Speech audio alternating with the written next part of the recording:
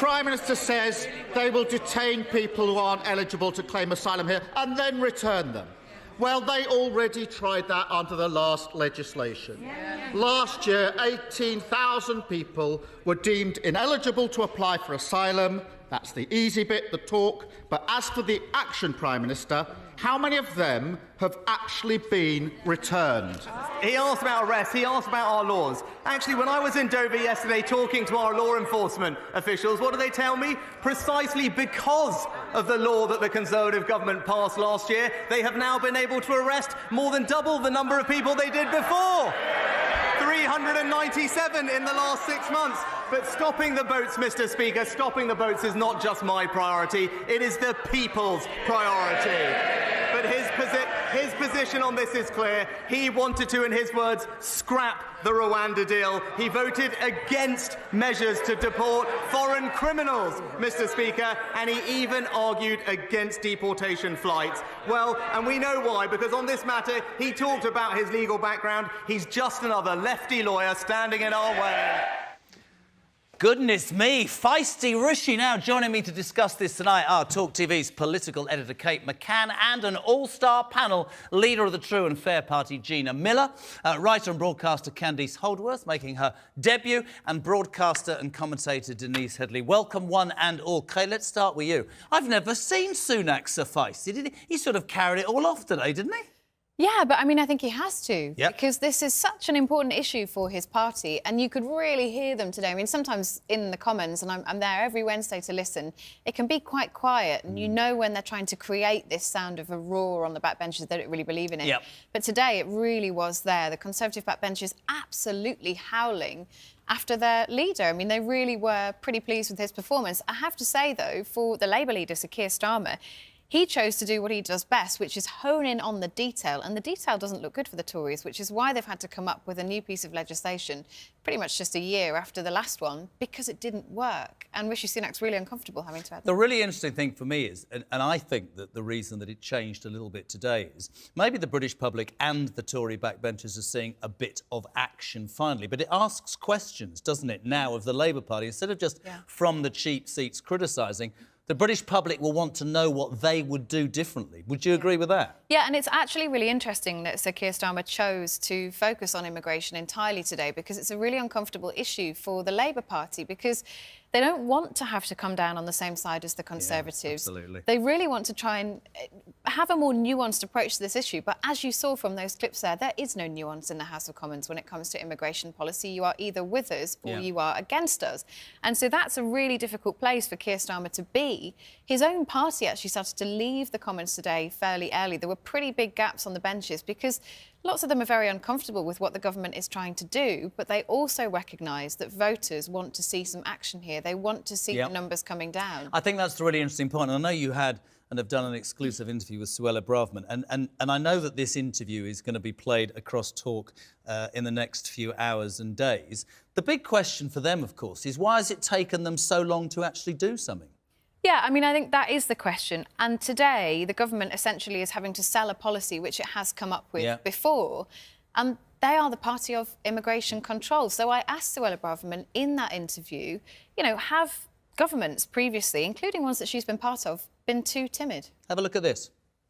I think this Conservative government has it's been voted in partially because we're not afraid to say what's necessary and do what's necessary to fix the problem of the boats, but also more broadly illegal migration. And I think that is where the vast majority of British people are. I speak to people on a regular basis who voice their frustration when they look at the scenes of, you know, thousands of people coming across on a boat across the channel. I mean, the humanitarian element of this cannot be ignored. People are dying.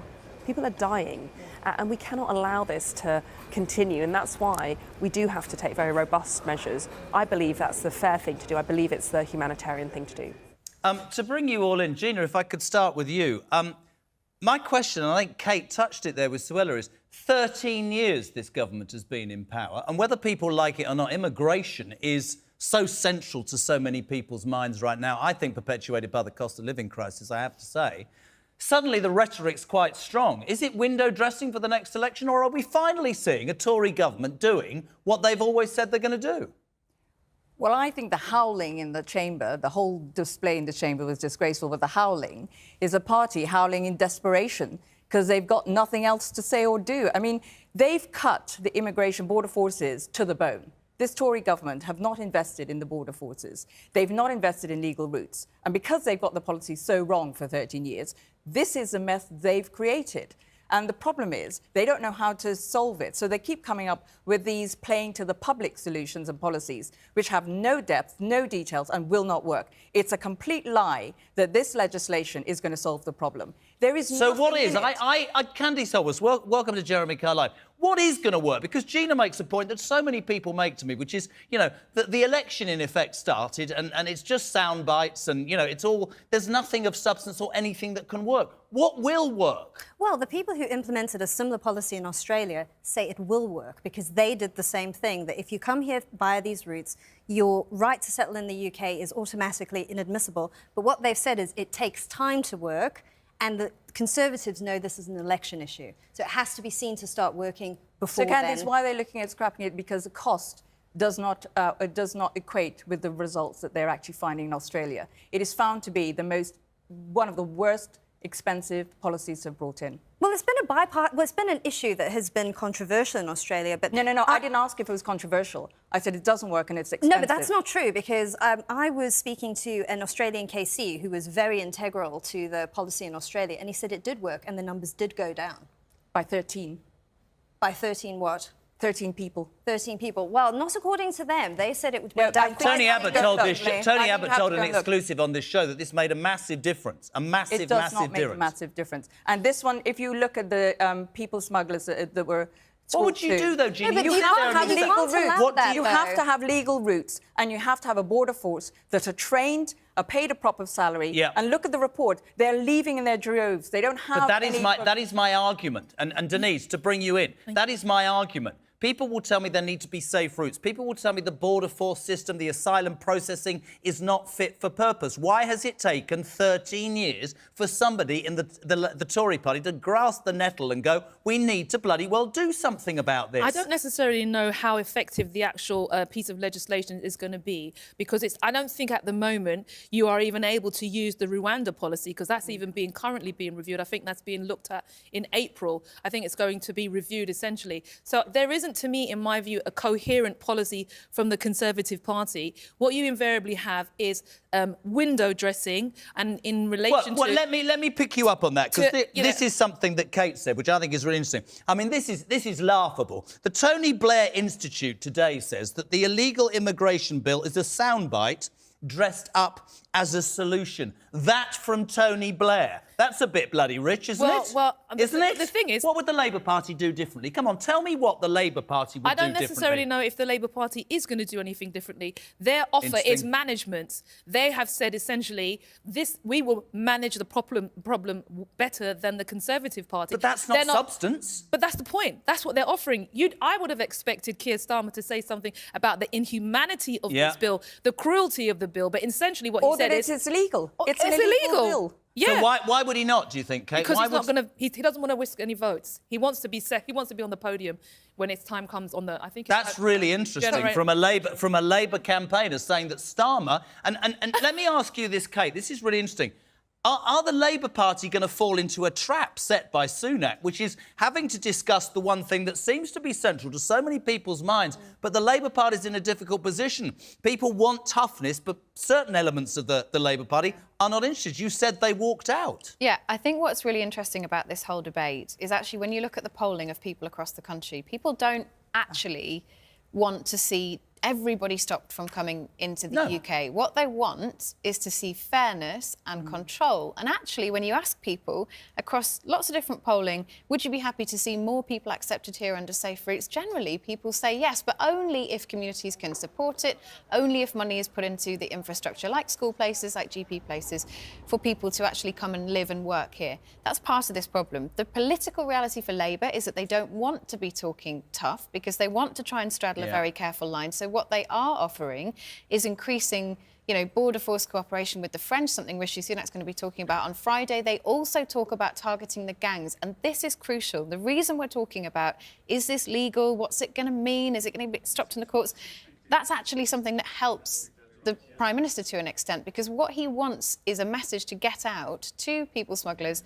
This is the world's toughest legislation. We are going to go further than anybody else. Don't come here. Don't waste your money on getting on a boat. And Candice, to bring you back in, and I will disagree with you only, Gina, because we spoke to Tony Abbott, and the one thing that he said was that we set fear amongst the people from Java that were going to come over here. It was almost like a public relations exercise, and people stopped because they realised they couldn't have it. My question But I'm sorry, but in the Rwanda policy, that was supposed to do the same thing. That was going to scare people and they were not going to come. Yeah. It didn't make any difference. But no flights have gone. Yeah, but I'm saying, but at the time when they brought out the legislation, Suella Braverman stood up and said, it will stop people coming over here.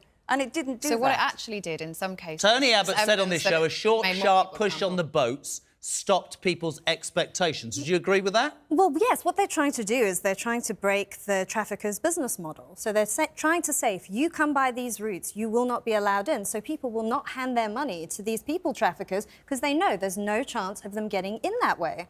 And I don't think we can allow human traffickers to control this trade. I think it's dangerous. They're blaming the I agree with victims. that. I think this is the problem. The victims are being held responsible. For the What we trafficking. should essentially be having is a safe routes. We Yes. should have proper funding of our local authorities so that we can manage the immigration agree with question that. properly. Yeah. And what Yes. we have is 13 years of ineptitude, in my opinion. But you've just sat there and said, as a Labour supporter, that... I'm not a Labour... If I can correct you, I'm not a Labour supporter. I do advocate particular policies for both sides of the aisle.